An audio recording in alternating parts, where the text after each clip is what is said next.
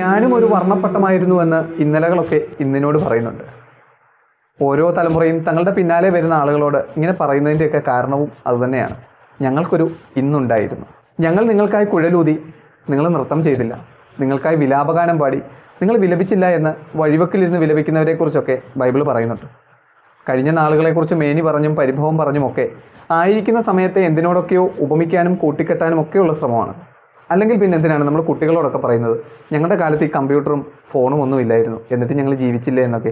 പുതിയ വീഞ്ഞ് പഴയ തോൽക്കുടങ്ങളിലൊക്കെ ചേർത്ത് വയ്ക്കാനുള്ള ശ്രമമാണ്.